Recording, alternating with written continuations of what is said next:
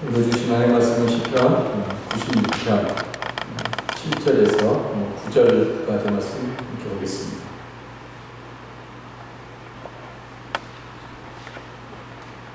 만국의 족속들아 영광과 권능을 여호와께 돌릴지어다.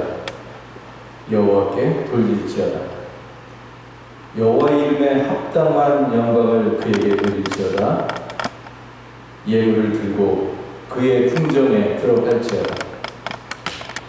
아름답고 거룩한 것으로 여호와께 예배할지어다. 온 땅이여 그 앞에서 떨지어다. 아멘.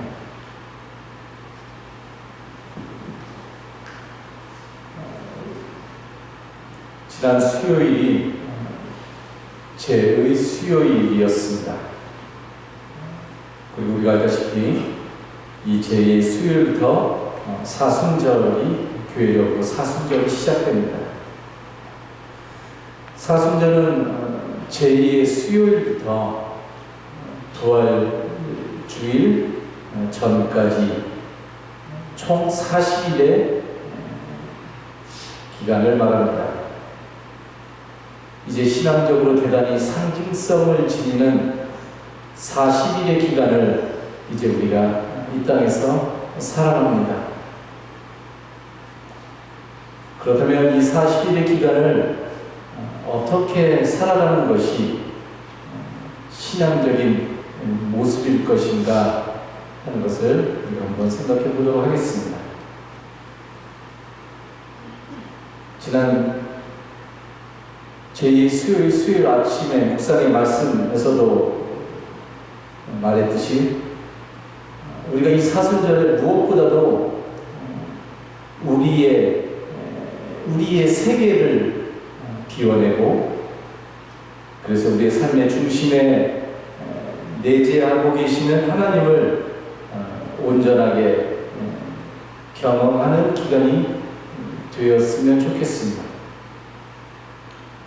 우리를 비워내고 우리 안에 계시는 하나님을 경험하기 위해서는 우리가 일상의 삶에서 당연시 여기는 것이 무엇인지를 아는 것이 중요합니다.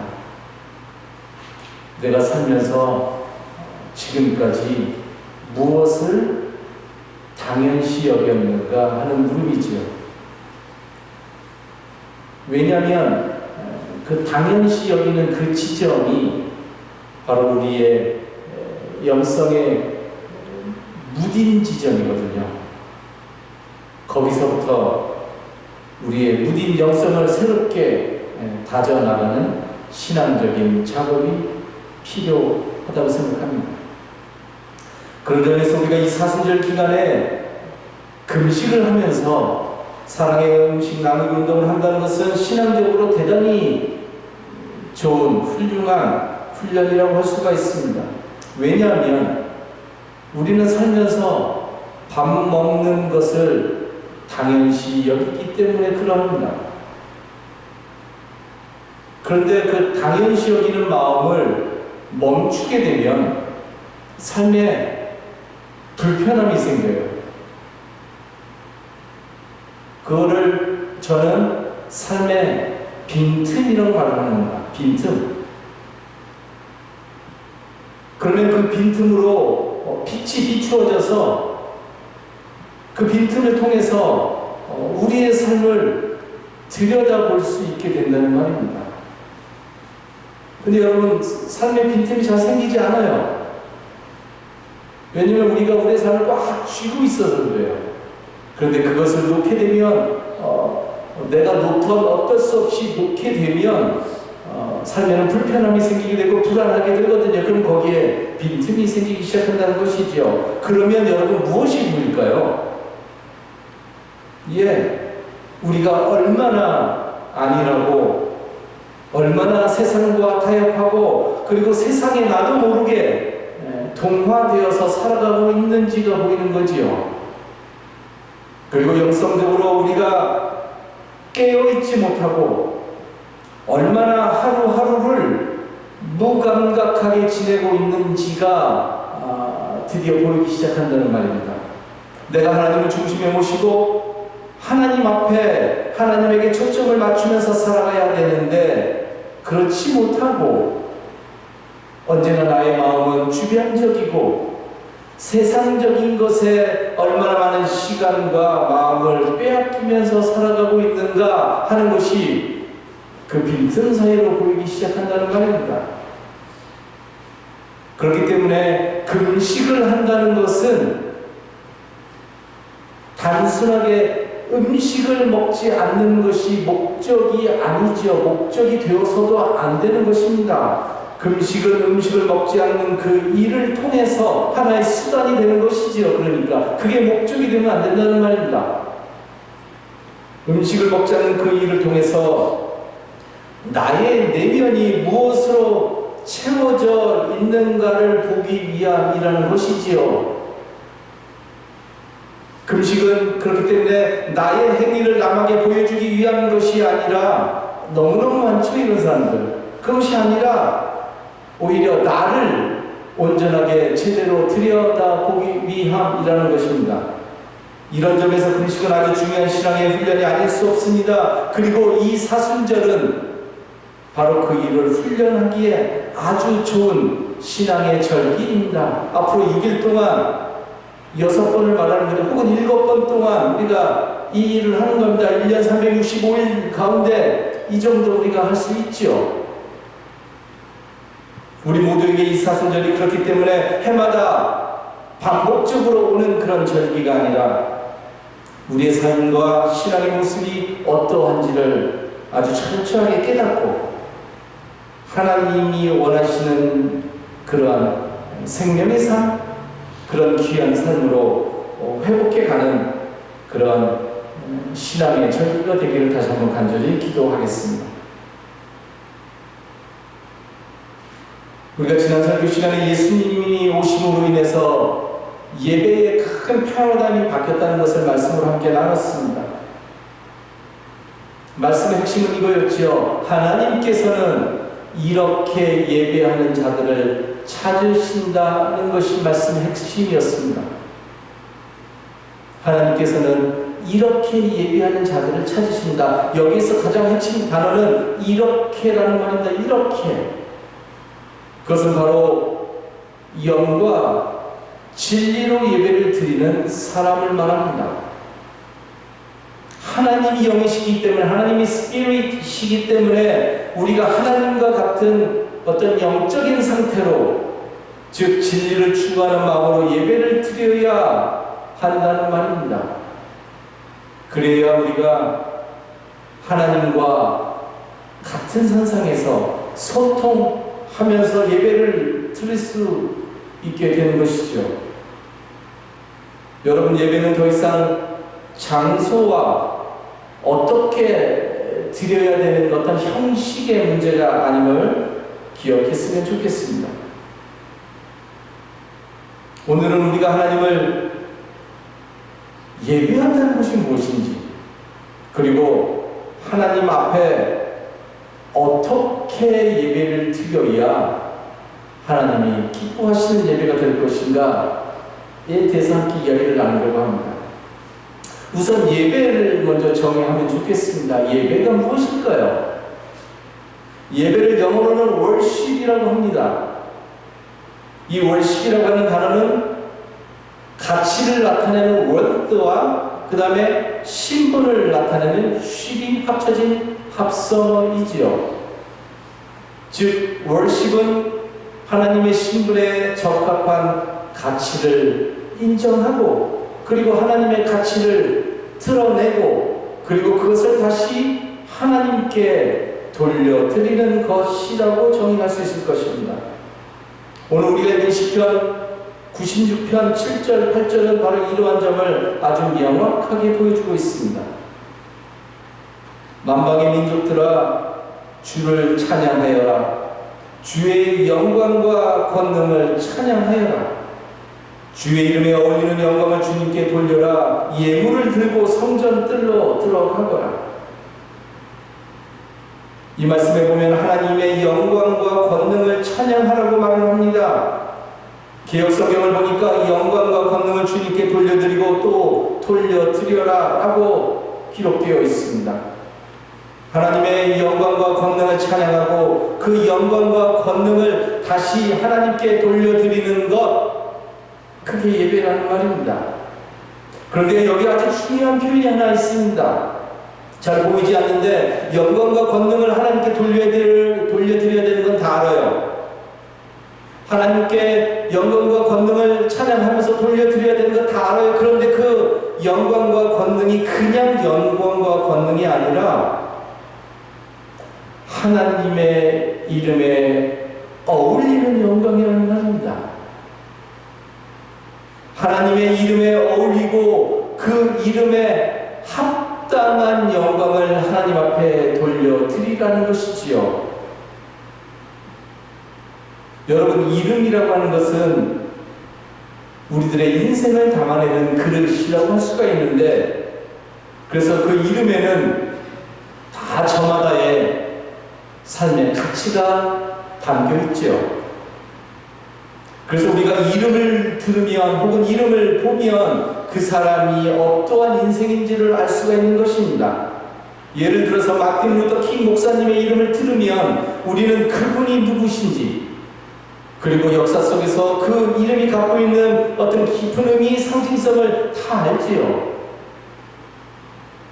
그러면 하나님이라고 하는 이름을 우리가 들으면 그 이름이 갖고 있는 가치는 무엇일까요?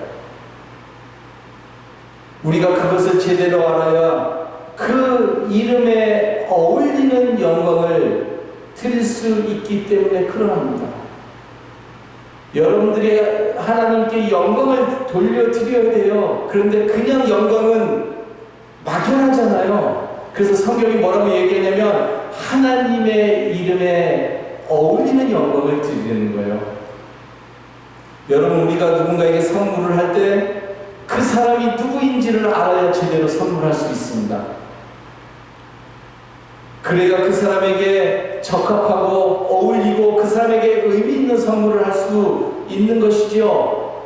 그래야 그 선물을 받는 사람도 자신의 가치를 알아주기 때문에 그 선물로 인해서 감동을 하는 것이지요.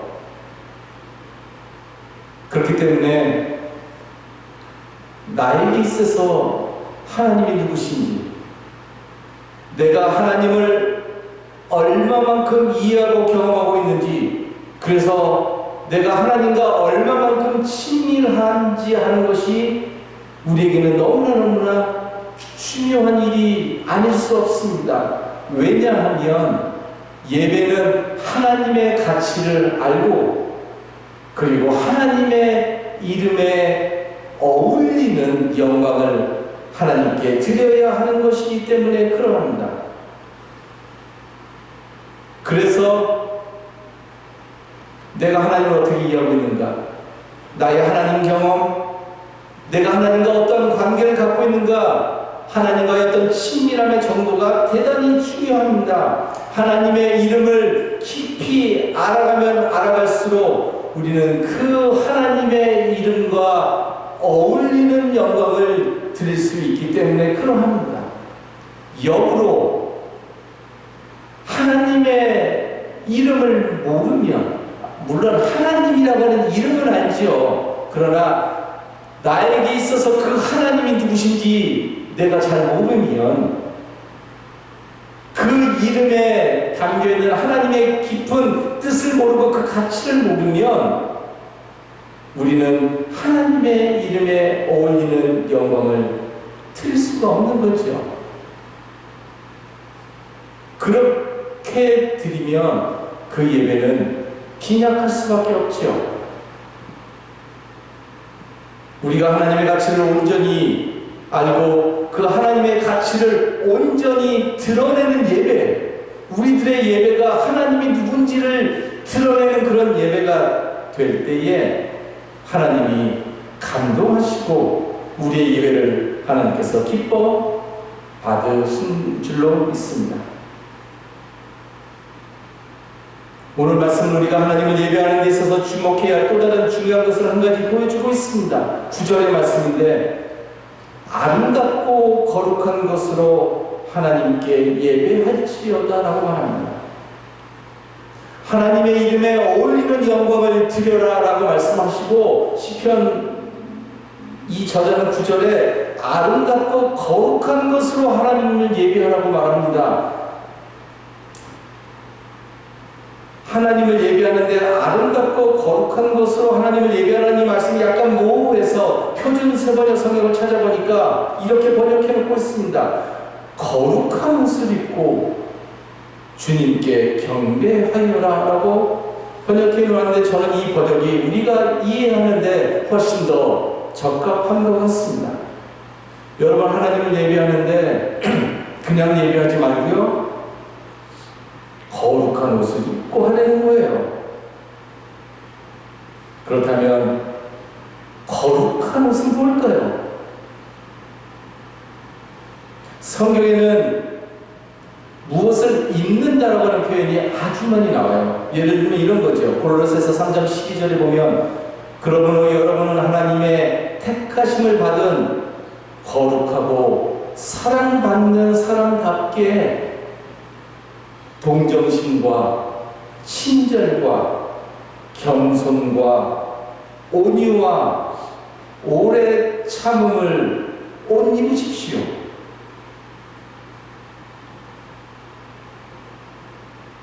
겸손한 옷을 입으라는 거예요.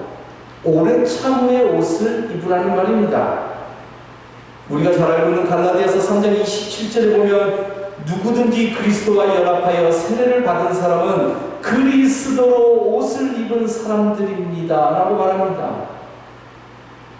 우리가 그리스도로 옷을 입은 사람들이라는 것이죠. 로마서 13장 14절에도 바울은 주 예수 그리스도로 옷을 입으십시오라고 이야기합니다. 그렇다면 여러분 위의 말씀에서 분명하게 보듯이 무엇을 입는다는 것은 문자적인 의미가 아니죠. 어떤 메타포리칼, 어떤 은유적인 상징성의 표현인데 다른 것이 아니라 그 무엇을 입어야 되는 그 정신 세계로 우리가 들어가는 것을 말합니다. 예를 들어서 여러분들 예수 그리스도로 옷을 입으십시오라고 말하면 예수 그리스도의 세계로 들어가십시오라고 하는 말과 똑같은 말이라는 것이죠. 여러분 인내의 옷을 입으십시오 성경이 이야기하면 인내의 세계로 여러분들이 들어가야 된다는 것을 말하는 겁니다. 그렇다면 거룩한 옷을 입고 하나님을 예배하라고 말했을 때 이 거룩한 옷을 입는다는 것도 같은 맥락에서 우리가 이해할 수 있을 것입니다.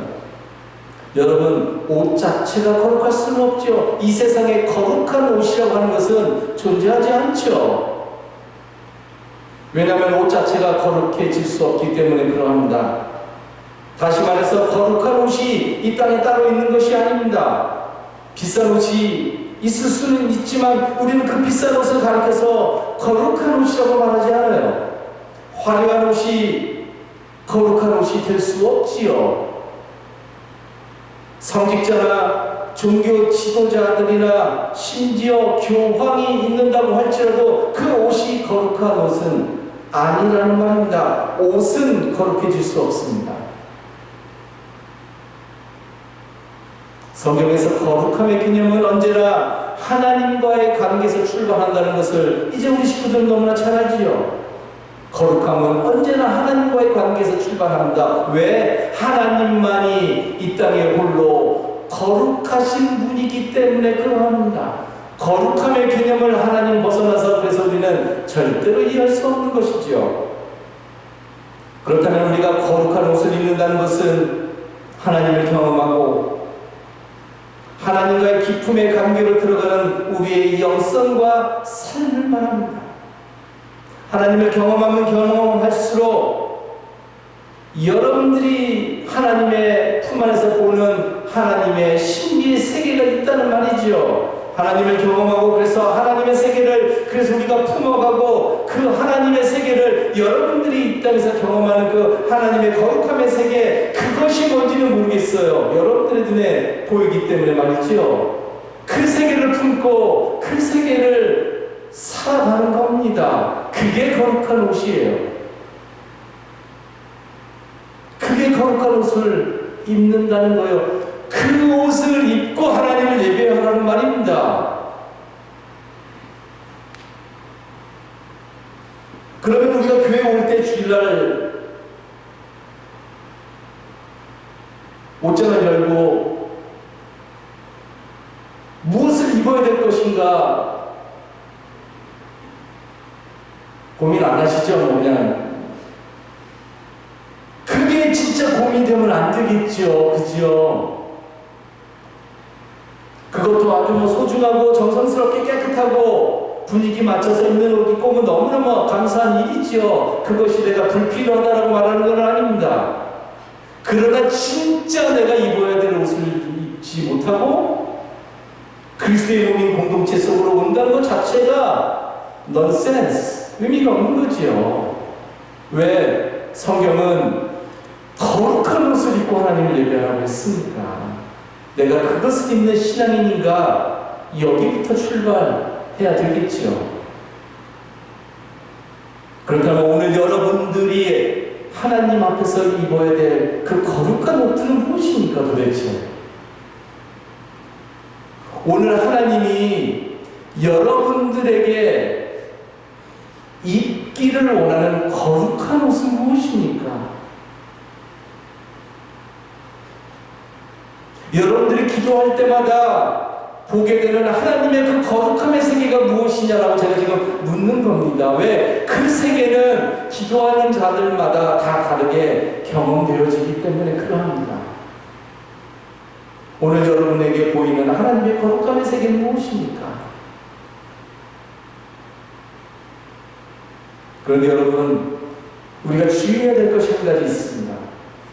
우리가 하나님을 추구하면서 하나님을 경험하면서 우리가 입어야 되는 그 거룩함의 옷은 한 가지가 아닙니다. 한 가지가 아니에요. 저마다 하나님을 경험하면서 입어야 되는 그 거룩함의 옷은 너무나 다양하다는 사실이죠. 마치 우리가 하나님으로부터 받은 은사가 저마다 다양하듯이 우리가 경험하는 거룩함의 세계도 아주 다양할 수밖에 없고, 그래서 내가 입어야 되는 거룩함의 옷도 다양할 수밖에 없다는 사실이죠. 저는 이게 좋은 것 같아요. 그러니까 나의 거룩함의 옷으로 우리가 절대로 해서는 안 되는 것이 무엇이냐면 다른 사람을 봐서는 안 되는 거예요. 왜? 나의 거룩함의 옷이 또 다른 사람에게는 또 다른 모습으로 드러날 수 있기 때문에 그러한 것이지요. 나의 거룩함의 옷으로 다른 사람을 판단하거나 왜 내가 입는 이 거룩함의 옷을 저 사람은 입지 않는가라고 물어서는 안 됩니다. 더 나아가서 다른 사람의 모습을 정죄해서도 안 되겠지요.